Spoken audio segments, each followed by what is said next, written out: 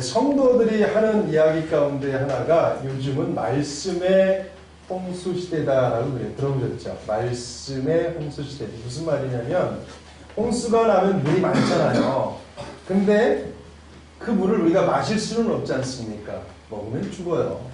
그러니까 홍수는 나서 물은 많은데 우리가 마실 물이 없다는 거예요. 그러니까 말씀의 홍수시대라는 얘기는 뭐예요?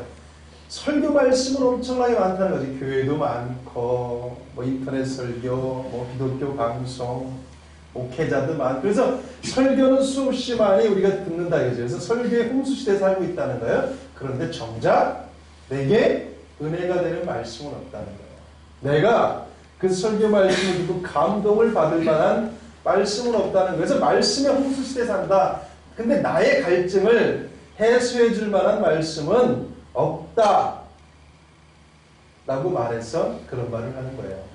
자, 그럼 제 설교는 어때요? 한번 물어보고 싶었어요. 이제 사모님한테 물어보면 그냥 끄떡끄떡만 해줘요. 목사님들한테 물어보면 그냥 끄떡끄떡만 해주는데 전 제가 매주 영상을 찍어서 피드백을 해요. 나름대로. 그래서 막 이게 이렇게 하면 안 되는데 이렇게 했는가 뭐 이렇게 해서 또 이렇게 왜 제스처를 이렇게 했을까 왜 성도들한테 반말을 했을까 이런 생각도 하기도 하고 나름대로 피드백을 열심히 해요.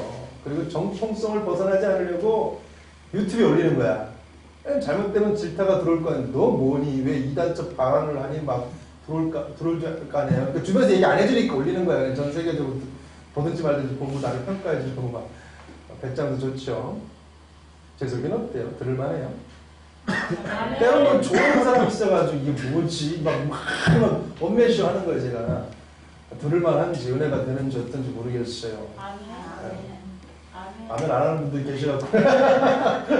그저 그런가 봐요. 근데 중요한 건 뭐냐면 말이죠. 사실 목회자가 은혜가 되는 말씀 중요하지 않습니까? 설교 말씀 은혜가 돼야 돼요. 그래서 은혜 받고 결단해야 돼요. 근데 목회자가 그런 귀한 말씀을 준비하기 위해서는 성도들이 도와주지 않으면 절대로 그 말씀을 준비할 수 없다는 거예요. 생각해 보세요.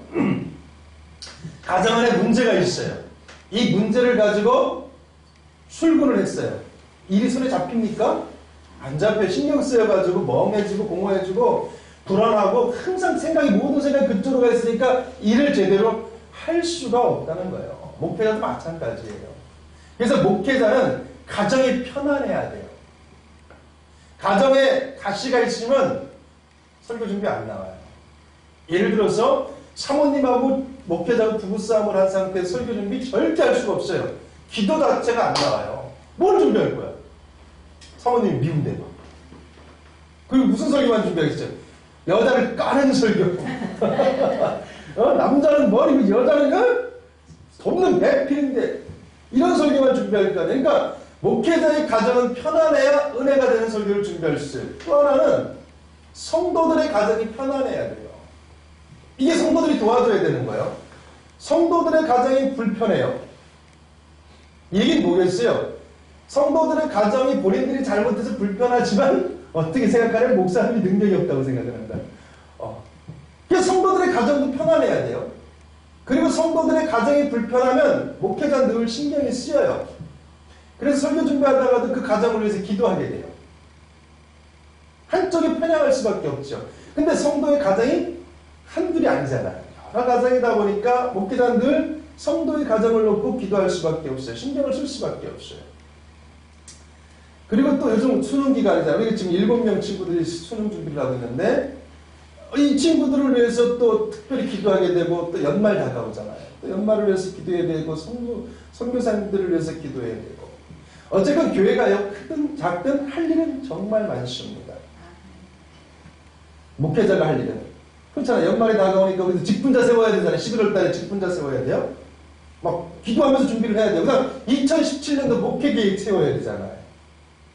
그리고 이제 교회 좀 분위기도 좀 바꿔야 되니까 어떻게 하면 좀 환경을 바꿀까 이런 생각도 좀 해야 되고 날씨 쌀쌀하잖아요. 좌우측 보세요. 뭐가 걸려있어요? 그렇죠. 이제 뭘로 바꿔야 돼요? 이거 누가 바꿔요? 제가 바꿔야 돼요.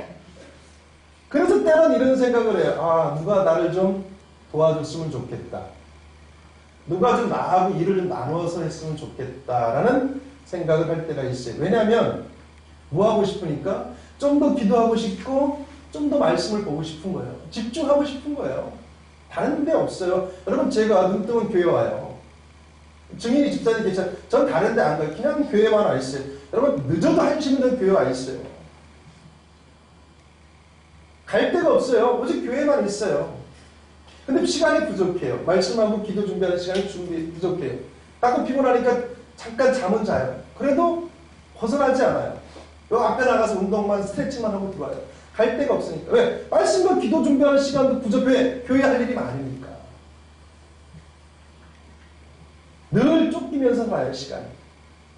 그런데 이런 게 저만 그랬던 것이 아니고 초대교회 사도들도 그랬던 것 같습니다. 자, 2절 말씀을 볼까요? 12사도가 예수님의 제자 12사도가 말하는 거예요. 12사도가 모든 제자들을 불러서 뭐라고 하냐면 우리가 하나님의 말씀을 제쳐놓고 접대하는 일을 일삼는 것이 마땅하지 않다라고 얘기를 하는 거예요. 본인들이 하나님의 말씀을 제쳐놓고 오직 말씀과 기도를 해야 되는데 말씀과 기도할 시간이 없다는 거죠. 다른 일들이 많았어. 저하고 똑같죠. 사도들도 바쁜 거예요. 바쁘다 보니까 말씀과 기도를 하는 그 시간이 많이 부족하다는 겁니다. 자, 초대교회는 굉장히 급성장했어요. 그리고 다양한 사람들이 교회 안에서 신앙생활을 시작을 했어요. 그리고 그 모든 일들을 다 이 사역자, 이 사도들이 감당을 했는데 특히 그들이 신경 쓴 게 뭐냐면 구제예요. 지금도 어려운 분들이 많이 계시지만 이 초대교회 때는 더더욱이나 어려운 삶을 살아가는 과부나 고아들이 많았던 시대이기 때문에 이 구제 사역을 특별히 신경을 썼어요. 그런데 너무 사람은 많고 다양하고 그렇잖아요. 성도가 예를 들어서 우리 교회에도 한 주에 막 한 50명씩 온다고 한번 해보세요. 새로 오시는 분들이. 할렐루야. 그렇게 되길 바랍니다. 근데 문제는 50명씩 와버리면 전주에 온 사람이 헌신자가 되는 거예요. 왜? 이번 주에서 50명이 새로 오니까 전주에 왔던 사람이 색깔을 띠고 헌신자가 돼서 새로 오신 이번 주 온 사람들 섬겨야 되는 상황이 되어버리잖아요. 급성장하면 그런 현상이 생겨요. 그러니까 사도들이 그 많은 사람들, 다양한 사람들이 모이다 보니까 일일이 다 신경을 못 쓰다 보니까 누구는 구제를 했는데 누구한테 못 해준 거예요. 살피지 못하니까 모르잖아요. 이야기 안 해주면 잘. 그러다 보니까 교회 안에서 불평과 불만이 터져나오기 시작한 거죠. 야, 누구는 구제해서 누구는 도와주는데 왜 누구는 안 도와줘? 아, 목사님, 우리 구역은 도와주면, 여기 이쪽 구역은 도와주면서 왜 우리 구역은 안 도와주시는 거예요? 이런 불만이 나올 수 있지 않나요? 초대교회도 이런 불만이 터져나온 거예요. 자, 1절 봅시다. 그때에 제자가 더 많아졌는데 헬라파 유대인들이 자기의 과부들이 매일의 구제에 빠짐으로 히브리파 사람을 원망했다라고 나와요. 네, 그런 상황이 되어진 거예요. 너무 사람이 많다 보니까 사도들이 교회 안에서 최선을 다해 놀지 않았잖아요. 이 사도들도 열심히 최선을 다해서 헌신하고 충성하고 섬겼지만 구제에 빠진 사람들이 생기니까 불평과 불만이 터져나온 거예요. 여러분, 사도들이 뭐 했겠어요? 설교 준비했을 거 아니에요? 또 성도들 목양하고. 이 목회자의 삶이 그래요. 설교 준비하죠. 성도들 하나하나 목양해야죠. 한 사람 한 사람 놓고 기도해야 되죠. 전도 다녀야 되죠. 신방 다녀야 되죠. 그죠? 선교도 갔다 와야 돼요. 그리고 교회 수리해야 돼요. 뭐 여러분 솔직히 보시면 알겠지만 이거 다 제가 다른 거 아니에요. 다 뭐 여러분이 한 거 있어요? 다 제가 했지 않습니까? 이거 다 제가 봉사한 거 아니에요? 얼마 놀지 않았다는 거예요. 할 일이 너무 많죠. 신경 쓸 게 너무 많은 거예요. 그러다 보니까 한쪽을 제대로 신경 쓰지 못하니까 불평과 불만이 터져나갔다는 거예요. 여러분, 목회자가 주로 해야 될 일이 뭐예요? 네? 말씀과 기도예요. 이게 목회자에게 주어진 사명이에요. 목회자는요, 말씀과 기도하다가 죽어야 돼요. 어떤 분이 부흥강사로 오래 활동하신 분인데 어느 교회 가서 부흥회를 했대요. 성대하게 부흥회를 하고 마지막 날 부흥회 다 끝내고 축도하고 그 자리에서 쓰러져 죽으셨어요. 아, 얼마나 멋진 순교입니까? 그렇죠? 목회자에게 주어진 사명은 말씀과 기도하다 죽는 거예요. 그게 목회자에게 주어진 사명이에요. 4절 말씀을 볼까요? 우리는 오로지 뭐라고요? 기도하는 일과 뭐하는 일에? 말씀 사역하는. 사도들의 고백이 이거예요. 우리는 오로지 말씀을 읽고 하나님 앞에 기도하는 것, 이것만 하고 싶다는 거예요. 다른 거 신경 쓰고 싶다는 거예요. 왜? 이것이 목회자에게 주어진 뭐기 때문에? 사명이기 때문에. 우리는 이거 하나 죽고 싶다는 거예요. 물론 목양도 해야 돼요. 성도들을 돌보는 일도 해야 돼요. 그런데 여러분 생각해 보세요. 목회자가 목양을 제대로 하려면 뭐가 기본이 돼야 돼요? 말씀과 기도 아니에요. 성도들이 목사님 삶 속에 이런 문제가 있어요. 목사님 성경에 이런 내용이 궁금해요. 목회자가 하나님 말씀 모르면 답변해 줄 수 있어요? 못하는 거예요. 성도들의 문제를 놓고 목회자가 뭐를 해야 돼요? 기도해야 돼요. 금과 은은 내게 없으나 내가 뭐예요? 예수 그리스도의 이름으로 역사가 일어나야 될 거 아니에요. 그럼 능력이 나타나기 위해서 목회자가 뭐를 해야 돼요? 기도해야 돼요. 방법이 없는 거예요. 성도들이 영적으로 갈증을 느껴요. 그럼 영적으로 갈증 느끼면 말씀을 먹여야 될 거 아니에요. 생수의 강이 흐르게끔 해줘야 될 거 아니에요. 그럼 뭐 해야 돼요? 말씀과 기도해야 되는 거예요. 그러니까 목회자는 오직 뭐만 하라고요? 말씀과 기도. 이거 하나 뭐 해야 된다고? 죽어야 되는 거예요. 그러면 어떻게 해야 되겠어요? 성도들이 목회자를 도와줘야 돼요. 아멘. 목회자가 진짜로 말씀과 기도만 할 수 있도록 성도들이 도와줘야 되는 거예요. 여러분들이 정말 저 안익환 목사가 오직 말씀과 기도만 하다가 죽을 수 있도록 도와줘야 되는 거 한데 한번 보라는 거지. 그래, 설교 저렇게 했으니까 내가 한번 지금부터 도와줘 볼게. 열심히 도와줘 볼게. 말씀과 기도하다 어디 죽나 안 죽나 보자. 이런 좀 이게 정신적 마인드가 있어야 된다는 거예요. 여러분 한번 생각해 보세요. 목회자가 말씀과 기도에 치중하다가 능력을 받았어.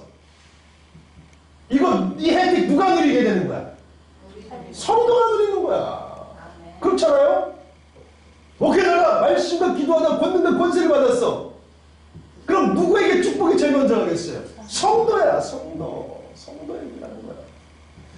그러니까 결국은 목회자가 말씀과 기도에 온전히 사명을 감당하다 받는 모든 혜택은 성도들이 다 가지게 되는 것이기 때문에 지혜로운 성도라면 어떻게 해야 되겠어요? 목회자가 오직 말씀과 기도에 치중할 수 있도록 도와줘야 되는 것이 바로 지혜로운 성도들입니다. 자, 소백교회에서 사도들도 이 문제 놓고 막 고민을 한 거예요. 우리도 오직 말씀과 기도만 하고 싶은데 자꾸 접대할 일이 생기고 신경 써야 될 일이 생기니까 구제 정도는 성도들이 할 수 있잖아요.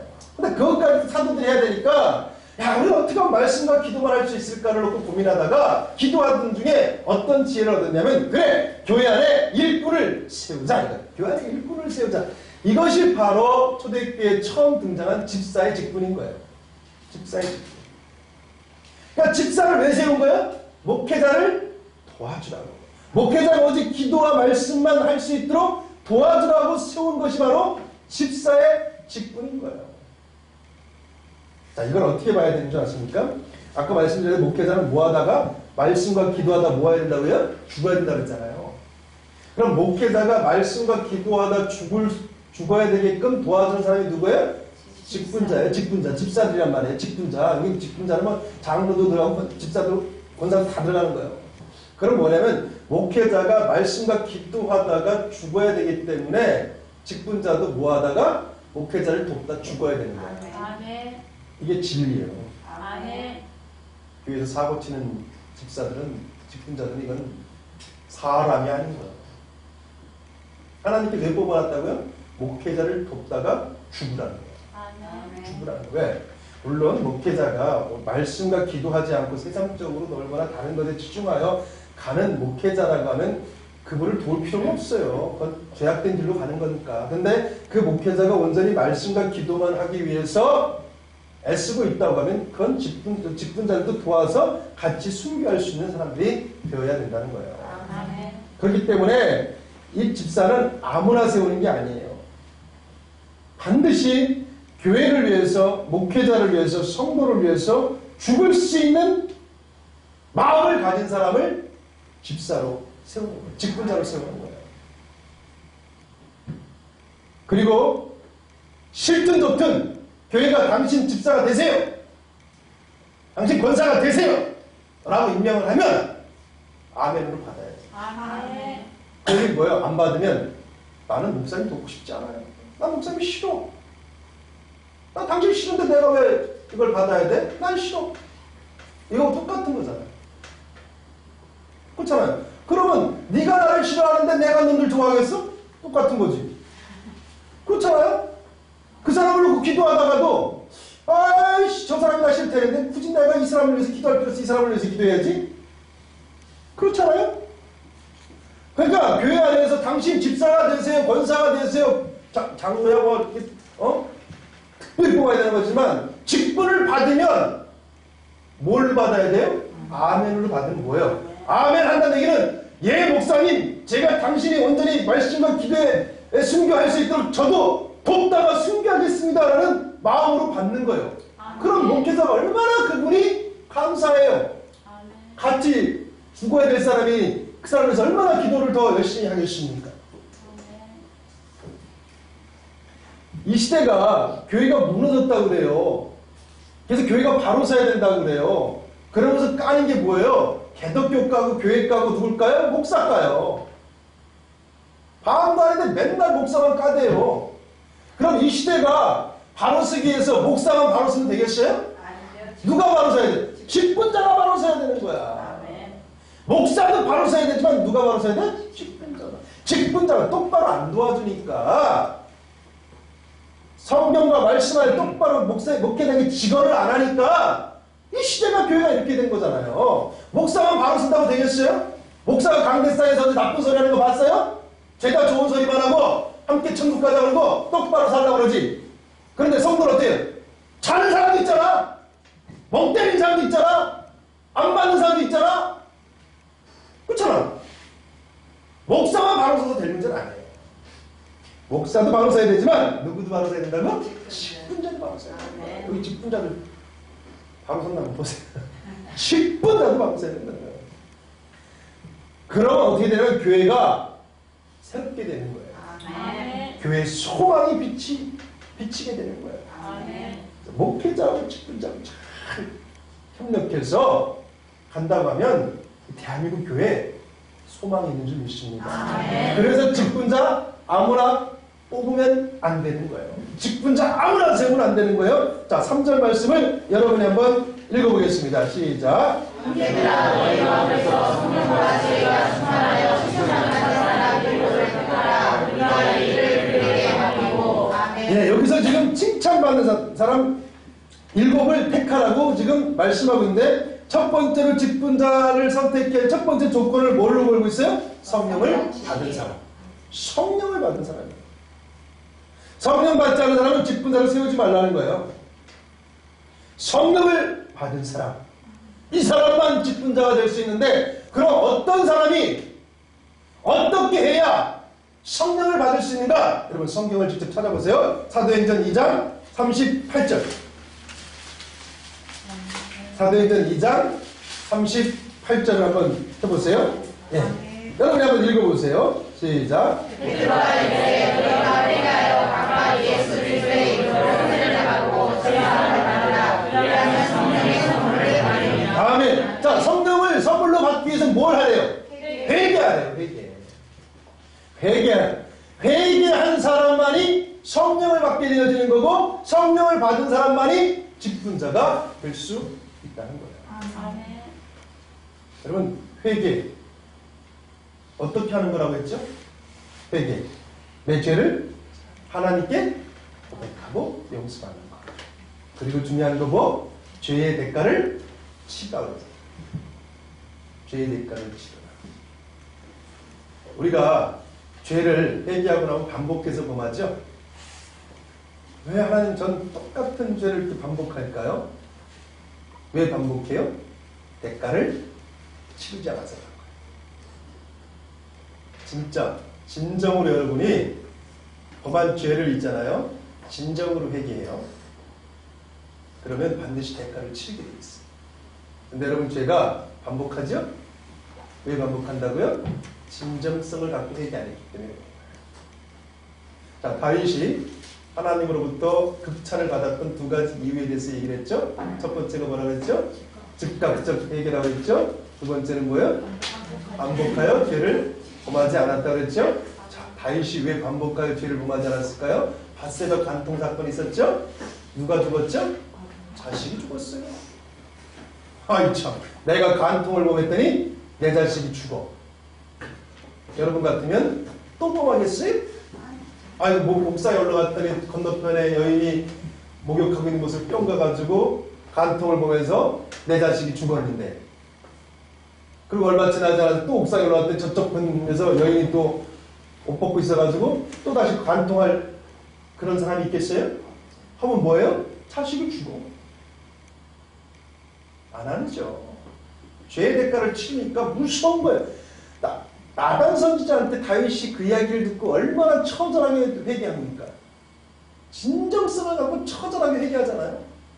그리고 죄의 대가를 치르고 나니까 두 번 다시는 그런 사건, 그런 죄를 범하지 않아요. 다윗이 인구조사를 했어요. 그래가지고 하나님한테 혼나요. 갓선절당에서 혼나요. 그리고 세 가지 징벌 가운데 하나를 선택했다가 3일 동안 온역이 번지면서 백성 몇 명이 죽냐면 7만 명이 죽어요. 다윗이 부하직원한테 우리 백성이 몇 명인지 인구조사 좀 한번 해봐. 이 말 한마디로 백성 7만 명이 죽었어요. 이 문제는 다윗이 철저하게 얘기했어요. 자, 다윗이 또 하겠습니까? 인구조사를? 안 하죠. 하면 뭐예요? 7만 명이 또 죽어. 하겠냐고. 다윗이 반복하여 죄를 범하지 않은 이유가 뭐예요? 대가를 치렀기 때문에 그래요. 여러분이 반복하여 죄를 범하는 이유가 뭐야? 대가를 치르지 않아서 그렇다는 거야. 대가를 치러봐. 그러니까 여러분이 대가를 치지 않았다는 건 뭐야? 그 죄에 대해서 철저하게 얘기하지 않았다는 거야. 어설프게 내 선에서 오픈할수 정도로 회개하니까 죄의 대가를 치르지 않는 거예요. 근데 여러분이 철저히 회개했어요. 그러고 인하여 죄의 대가를 치렀다면 두 번 다시 똑같은 죄하고. 하나님께서는 성령을 받은 자는 그렇게 회개 기도한다는 거예요. 모든 죄를 하나님 앞에 철저히 자복한다는 거예요. 그리고 뭐 한다는 거예요? 내가 잘못하여 상처를 준 사람이 있으면 그 사람한테 가서 용서를 구한다는 거예요.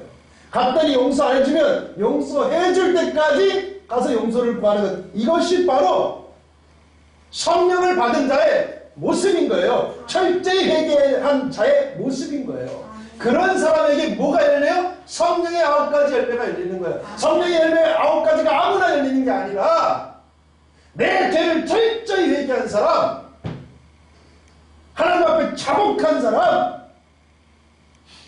잘못을 용서를 구한 사람, 성령의 인받은 자만이 성령의 열매가 열리는 거예요. 9가지 열매가 그냥 열리는 게 아니에요.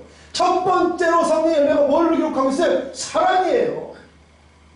왜 사랑으로 기록하고 있겠어요? 사랑만이, 사랑을 가진 자만이 성령을 받기 때문에 그래요. 아멘.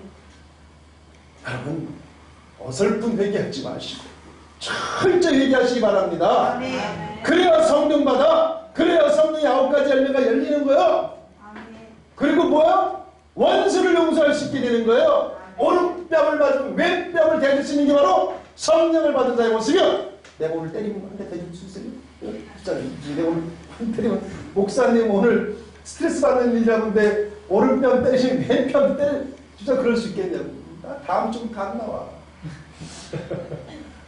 성령을 받은 사람은 오른뺨 맞고 왼뺨 대준다는 거예요. 그런데 이게 쉽지 않지요. 쉽지 않아요. 하지만 하나님께서는 뭐라고 하냐면 쉽지 않다. 그러나 쉽지 않다는 말 아닙니다. 그러나 내가 너희들에게 원하는 것은 노력하는 모습이다. 아멘. 노력하는 모습을 원한다.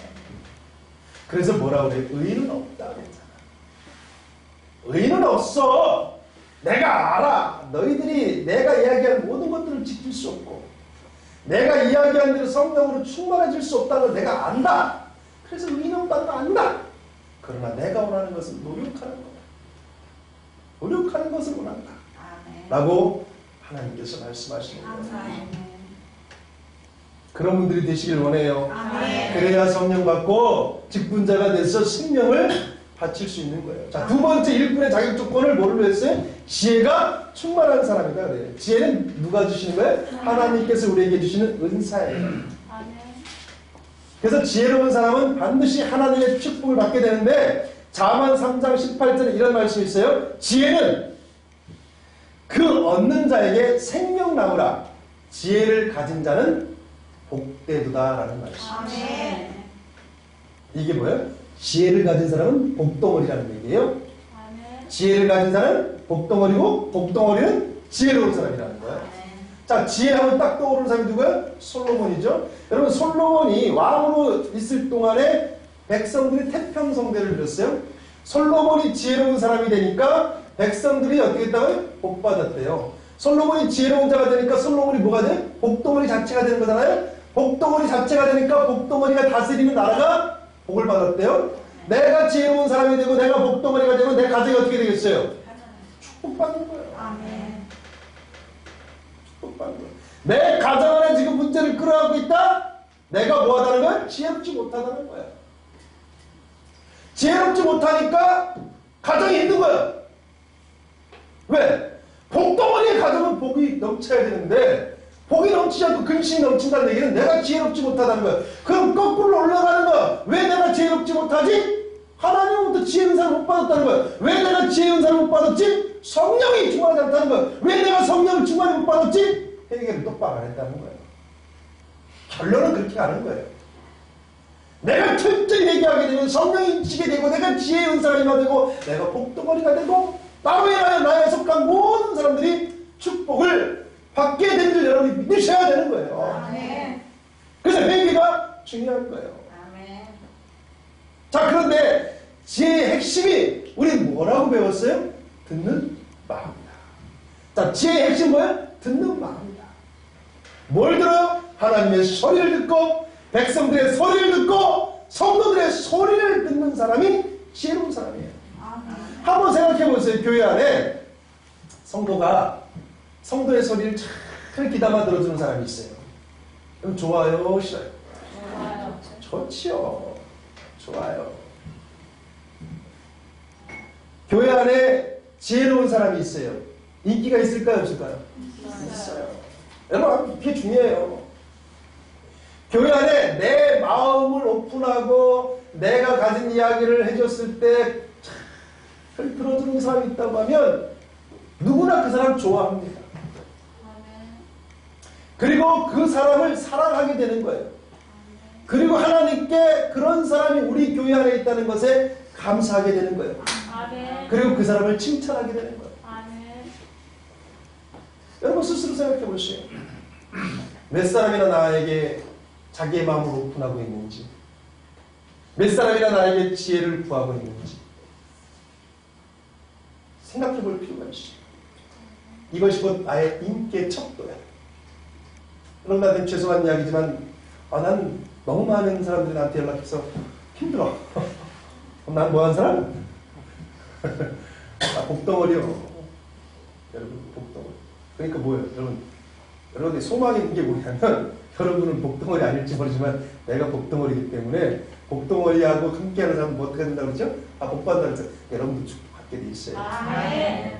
축복받게 돼 있어요. 아멘. 소망 잃지 마셔.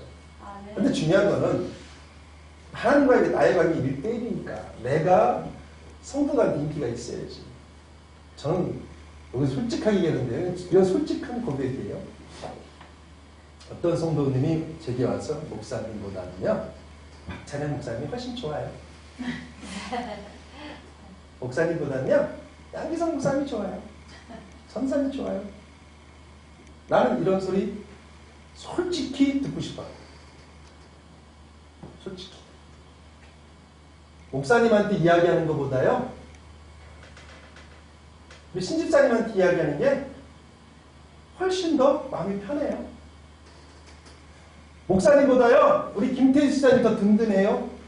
전 이런 소리 솔직히 듣고 싶어요. 이해가 안 가죠? 왜 내가 이런 얘기하는지? 이야기는 뭐겠어요?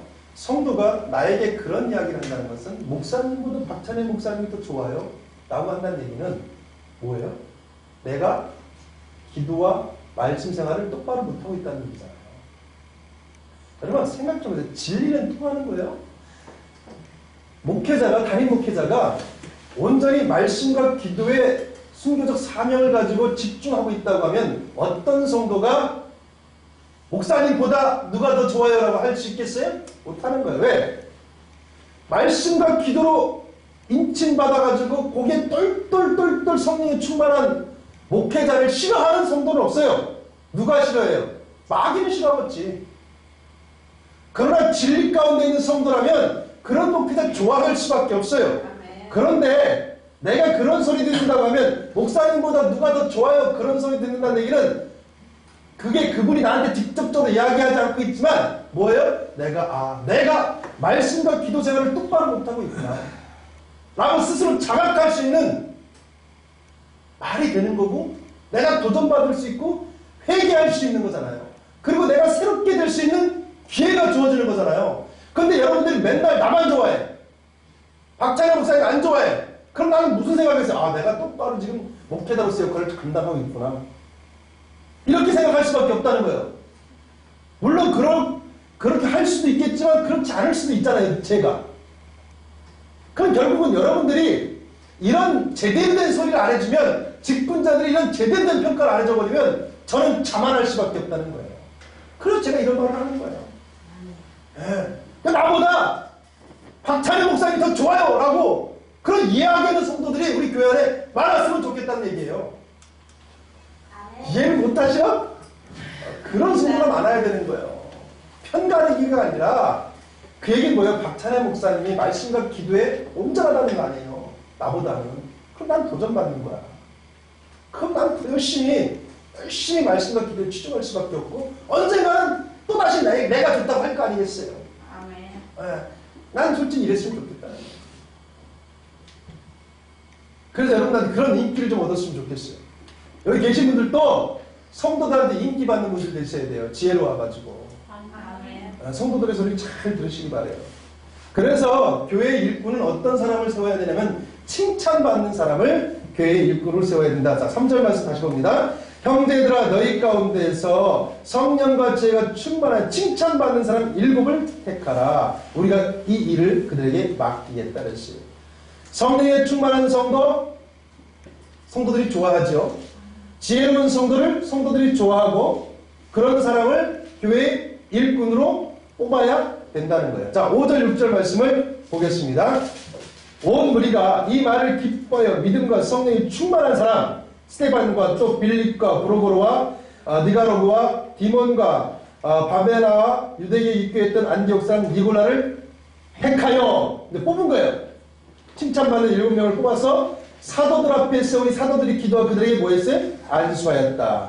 성도들은 자발적으로 기쁜 마음으로 7명의 일꾼을 뽑았어요. 그리고 목회자들이 그들에게 안수하여 교회 일꾼으로 세웠어요. 그 결과 어떤 일이 나타나냐면 7절 말씀을 여러분이 한번 읽어보세요. 시작. 하나님의 말씀이 정도로 왕성하여 예루살렘에 있는 지도에서 더 심하라주고 포가와 예루살렘의 교회에 복종하니라. 아멘. 제대로 된 일꾼을 뽑았더니 교회가 부흥했다는 거예요. 심지어는 예수님을 십자가에 못 박았던 제사장들까지도 와서 개종하고 예수님을 믿었다는 거예요. 할렐루야죠. 아멘. 이거예요. 그러니까 교회에 제대로 된 일꾼을 세우면 목회자를 그 제대로 된 일꾼들이 돕게 되어지고 목회자는 오직 기도와 말씀만 하게 되어지니까 교회가 영적으로 충만해지고 교회가 성장하게 되는 거예요. 아멘. 이런 교회 우리가 만들어야 되지 않겠습니까? 아멘. 여러분 우리가 만들어야지. 아멘. 한국교회 없다면 우리 서울교회가 만들어야 되는 거예요. 아멘. 아멘. 그렇다면 자 우리 교회 이런 일꾼 있어 없어요? 있어요? 누구야? 누구야? 누가 우리 교회 이런 일꾼일까? 성도들의 칭찬을 받는 자 일꾼이 있어요? 성령이 충만하고 지혜롭고 그래서 성도들의 칭찬을 받는 그런 일꾼 자 누구요? 흔들어봐. 죄다 고개 숙여. 집사들 전부 다 고개 숙이고 있네. 누가 있나 이거지. 여러분, 한 명도 없어. 미안한 얘기지만 한 명도 없어. 네. 이건 제가 얘기하는 게 아니라 성경에 그렇게 나와. 한 명도 없네. 저를 포함해서 한 명도 없어요. 한 명도 없어요. 왜 제가 이런 얘기하는 줄 아세요? 자, 사도들 가운데 순교하지 않은 사람이 있어요, 없어요? 전부 다 순교했습니다. 하나님 말씀 전하다 사도들 전부 다 순교했어요. 근데 저는 아직 순교할 준비가 안 됐어요. 미안한 얘기지만 나 아직 좀 더 살고 싶어요. 나 순교할 준비가 안 됐어요. 네. 목회자인데 순교가 당연한 건데 나 아직 순교할 준비가 안 됐어요. 그리고 솔직히 얘기하지만 말씀과 기도하다가 거기에만 막 집중해서 이거 하다 죽어야지 이런 마음도 아직 사실 좀 부족해요. 가끔 여러분 몰래 놀기도 해요. 난 아직 그게 안 돼요. 그래서 저는 성경에서 말씀하고 있는 그 사도들과 같은 온전한 직분자는 못 돼요. 사명자는 못 돼요. 목회자는 못 돼요. 솔직히 양심 고백하는 거예요. 자, 여러분 어떨지 모르지만 저는 그래요. 그런데 우리 사도행전 7장에 가면 스데반 집사의 순교가 나와요. 스데반의 직분이 뭐라고요? 집사예요. 뭐 했다고요? 순교했어요. 복음 전하가 순교했어요. 자, 우리 교회 스데반처럼 직분을 갖고 계신 분들 가운데 순교할 마음 갖고 계신 분 계십니까? 아니면 목사님 저를 직분자로 뽑아주시면 제가 반드시 순교하겠습니다. 한번 손 들어보세요. 없잖아. 저나 여러분이랑 똑같아. 아직은 멀었어. 솔직히 얘기하면 아직은 멀었어. 아멘을 하지만 솔직은 목회자 자격도 안 되고 직분자 자격도 안 돼. 솔직히 하기는 우리. 그런데도 하나님은 저를 한 교회 담임 목사로 세웠고 여러분을 교회 직분자로 세워줬어요. 아멘. 이게 하나님의 은혜인 거야. 아멘. 그러니까 우리가 최소한의 영적인 양심이 이만큼만 있다고 하면 나를 목회자로 세워준 것, 나를 교회 직분자로 세워준 것, 나를 하나님의 자녀로 인정해 주신 것, 이것이 하나님의 은혜임을 요만큼만 안다고 하면 그 은혜에 보답하려고 하는 최소한의 노력은 우리가 떼야 된다는 거야. 아멘. 이게 영적 양심이라는 거예요. 최소한. 그래서 저도 이 영적 양심을 갖고 최소한 그래 지금보다 좀 더 말씀과 기도를 해야 되겠구나. 여러분도 지금보다 좀 더 목회자를 잘 섬겨야 되겠구나. 내가 하나님의 자녀로서 지금보다 좀 더 신앙생활 잘해야 되겠구나. 라는 최소한의 영적 양심을 좀 가지시길 바래요. 아멘. 그러면 우리 교회 참 좋은 교회가 될 줄 믿습니다. 하나님이 여러분에게 큰 걸 원하지 않아요. 큰 걸 원하지 않아요. 하나님이 원하는 건 아주 간단해요. 내가 너희들에게 베푼 은혜가 크니 너희들은 나를 향해서 영적 양심을 조금만 지금보다 조금만 더 노력해주면 좋겠구나라고 주님이 말씀하신 줄 믿습니다. 아멘. 이제 여러분 모두 우리 조금 더 노력합시다. 아멘. 저도 조금 더 노력하고 여러분도 조금만 더 교회를 섬기고 도와주고 봉사해주고 헌신해주고 저를 섬겨주시기 주의 이름으로 축원합니다. 하나님 아버지 감사합니다. 복된 시간, 은혜로운 시간을 우리 가운데 주셨사오니 우리 사랑하는 성도들 하나님의 자녀로서 또 직분자로서 오늘 이 자리 가운데서 아멘으로 화답하였으니 아버지 하나님이여 이들의 이 소리가 아버지 앞에 영원한 기쁨이 되게 하여 주시옵소서. 아멘. 영적인 모든 것을 아버지 앞에 의존하오며 살아계신 우리 주 예수 그리스도 이름으로 기도드렸습니다. 아멘.